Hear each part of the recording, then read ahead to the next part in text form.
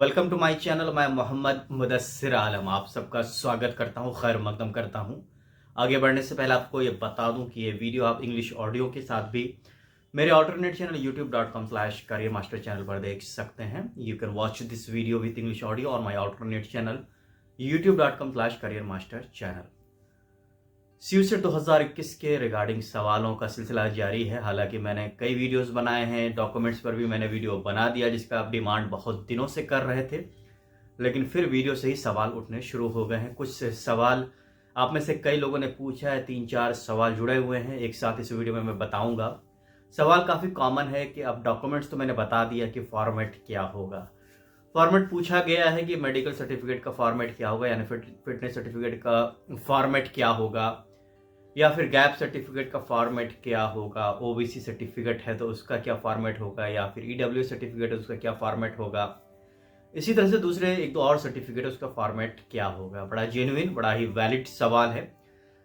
सवाल का जवाब बहुत ही शॉर्ट में देना चाहूँगा कि देखिए, फिटनेस सर्टिफिकेट या मेडिकल सर्टिफिकेट आप किसी भी रजिस्टर्ड मेडिकल प्रैक्टिशनर से बनवा सकते हैं। वो अपने लेटर हेड में भी लिख सकते हैं कि आप फिट हैं, आपको किसी तरह की कोई परेशानी नहीं है। फिटनेस में आमतौर पर लिखा जाता है कि आप मेंटली फिट हैं या आपकी हेल्थ ठीक है पढ़ाई को परसू करने के लिए। एक सिंपल सा एक फॉर्मेलिटी होती है। आप जब डॉक्टर के पास जाएंगे तो वो खुद ब खुद वो आपको फिटनेस सर्टिफिकेट बना देंगे, आपको ज़्यादा परेशान होने की ज़रूरत नहीं है। अगर पॉसिबल होगा तो मैं अपने टेलीग्राम चैनल पर 1-2 फॉर्मेट भी शेयर कर दूंगा अगर मेरे पास इस तरह का कोई फॉर्मेट आता है। दूसरा सवाल है कि आप गैप सर्टिफिकेट किनको बनवाना है और कैसे आप गैप सर्टिफिकेट बनवा सकते हैं। गैप सर्टिफिकेट हर उनको बनवाना है जिन्होंने कभी भी पढ़ाई के बीच ब्रेक किया हो, जैसे कि आपने, हाँ, लेकिन अगर आपने ग्रेजुएशन और पीजी के बीच में गैप किया है तब आपको गैप सर्टिफिकेट लगेगी। वहीं अगर आपने 12th और ग्रेजुएशन के बीच पहले आपने गैप किया है, मिसाल के तौर पर आपने 2015 में +2 किया था और आपने 2017 में पीजी में एडमिशन लिया, तो वो जो गैप सर्टिफिकेट है वो आपको नहीं लगेगा।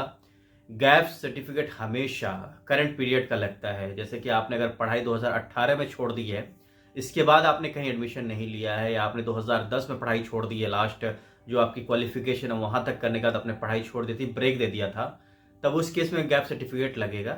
ऐसे भी गैप सर्टिफिकेट लग सकता है कि 2021 में आपका एडमिशन हो रहा है, आपने 2020 में क्वालिफाई किया है, तो इस कंडीशन में भी गैप सर्टिफिकेट लगेगा। ये हमेशा करंट पीरियड के लिए होता है। इन बिटवीन, जैसे 10th और 11th के बीच आपने अगर 1 साल का गैप किया है तो उसकी गैप सर्टिफिकेट आपको नहीं लगेगी।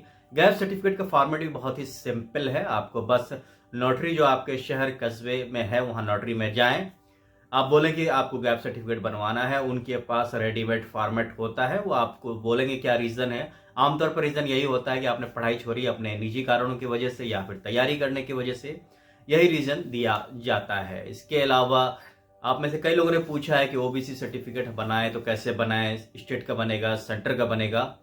जो सेंटर में वैलिड है वही सर्टिफिकेट आपको बनवानी है, वो जहाँ से भी बनता है आप पता कर ले। एग्जैक्टली मैं नहीं बता सकता कि आपके शहर या कस्बे या गांव में कहाँ से बनेगा जो सेंट्रल लेवल में वैलिड है। मुझे जहाँ तक लगता है कि ये जो भी आपके ब्लॉक में आप रहते हैं वहाँ पे जाएंगे, वहाँ से बन सकता है, या फिर ज़रूरत पड़ी तो आपको डिस्ट्रिक्ट भी आना पड़ सकता है। तो ये 3 सर्टिफिकेट आप बार बार पूछ रहे थे कि इनका फॉर्मेट क्या होगा। ज़्यादातर सर्टिफिकेट का फॉर्मेट फिक्स होता है। कैरेक्टर सर्टिफिकेट का भी कुछ लोगों ने पूछा है। कैरेक्टर सर्टिफिकेट ऑलरेडी रेडीमेड होता है। जितने भी इंस्टीट्यूशंस होते हैं वहाँ बने बनाए होते हैं, उसमें बस कैरेक्टर दिया जाता है कि आपका कैरेक्टर उत्तम था, अच्छा था, यही सर्टिफिकेट में दिया जाता है। एक सवाल और पूछा गया था कि migration certificate, transfer certificate, school leaving certificate या सीएलसी कैसे चाहिए, कहाँ से लेना है। जैसे आप किसी स्कूल को छोड़ते हैं, अगर आपने 10th किया है या फिर आपका वो 10+2 का स्कूल है या फिर कॉलेज है, तो वहाँ से ऑटोमेटिकली जब आप सारे डॉक्यूमेंट्स लेने जाएंगे तो वहाँ से एसएलसी या सीएलसी दिया जाता है। लेकिन अगर आपने उसके बाद कहीं एडमिशन ले लिया है तो उसकी ज़रूरत नहीं पड़ेगी। इस केस में आपको सिर्फ ट्रांसफ़र या माइग्रेशन सर्टिफिकेट देना है। अगर आप कहीं एडमिशन कैंसिल कराते हैं, अभी आप फर्स्ट ईयर में आपने एडमिशन ले लिया है, फिर आप सीयूसेट में आना चाहते हैं, तो पहले आप काउंसलिंग में अपियर हो जाइए। काउंसलिंग में अपियर होने के बाद तब आपको फाइनल जब एडमिशन हो जाए तब आपको टीसी देना पड़ेगा या माइग्रेशन सर्टिफिकेट देना पड़ेगा। या आपको याद दिला दूं, आपके पास ऑप्शन हमेशा अंडरटेकिंग का, आप अंडरटेकिंग देंगे तो आपको टाइम दिया जाएगा उस पर्टिकुलर डॉक्यूमेंट को जमा करने का, इसलिए आप परेशान ना हो। जो बातें मैंने बताई उनको आप चाहें, अगर आपको समझ में नहीं आ रहा तो दोबारा से इसी वीडियो को देख सकते हैं।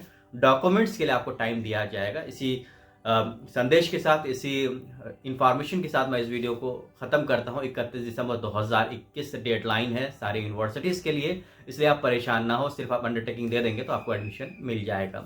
इस वीडियो में इतना ही। ऐसे मेरे वीडियोस को देखते रहिए। Thanks lot, all the best for your career, all the best for admission in the university of your choice.